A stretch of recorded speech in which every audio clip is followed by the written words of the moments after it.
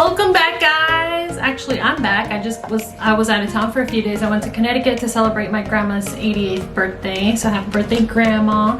And I got to spend some quality time with my family. So if you didn't know, I'm actually from Stamford, Connecticut. So if anybody out there was born in Stamford, give me a shout out. Love to know.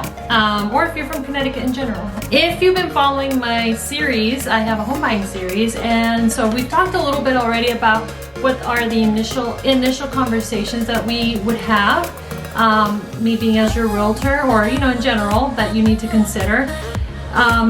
Getting qualified, how are you going to buy the property, what that property looks like for you and or your family, and why you need what you're looking for. So that's important to me. But next, once we find you the property and we get it under contract, meaning you and the seller are all in agreement on the terms of the contract, meaning the closing date, the inspection period, all the terms that come along with it, then you have an executed contract, and there's a timeline that begins beyond the signed document. So once those signatures are executed, over that timeline and protect your binder money.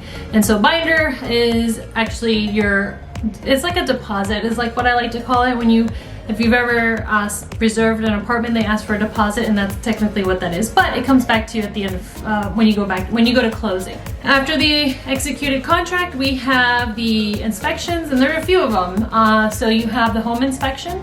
They'll check for the age of the roof, the plumbing, the electrical, the AC, and the things in between. And then you have, and we highly recommend, an inspection for the wood. So a WDO, which is also known, or is, in other words, wood destroying organism. Inspector would come out to check for termites, powder post beetles, wood rot, and things like that. Now, if the property has different types of elements, then you'd want to consider getting a different type or additional inspection. So for instance, a septic tank. There are also homes with wells, and some homes here in Jacksonville have crawl space. And so these are typically older homes. Some new construction homes you might find it in, but it's typically the contractors that select lots around town to build randomly. So they'll install a septic tank. Those are a few other inspections you want to consider. And I always educate my customers to be prepared for those expenses up front. It is separate from the closing costs and the down payment because these are services that are rendered. And so that could be anywhere from $1,000 to $1,500 or so ballpark, depending on how many inspections you need or how many you pay for. But we highly recommend them to make sure that you know the health and the safety of the house that you're getting into. And so in today's market, it's really hard. You have during that inspection period to request repairs, but it's really hard in this market to get any sellers to help you with any repairs because we have competitive buyers that are willing to accept the property without any repairs as you may have heard. But you still have the right to get it inspected, to get educated on what type of product you're getting into or what expenses you could potentially be prepared for.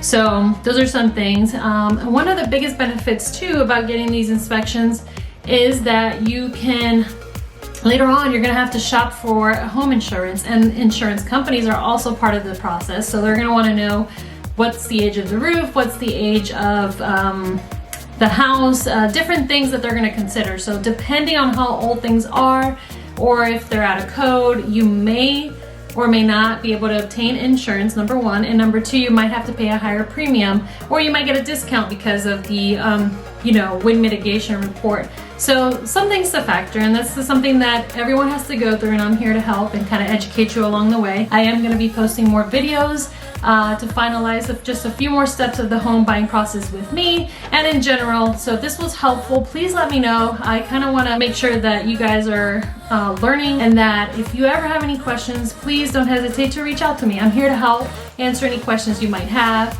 And if you're looking to move to Jacksonville, you can contact me, obviously. You can follow me on Instagram. If you're on Instagram, miss.carpio, miss.carpio. And again, I'll leave all that information in the description box.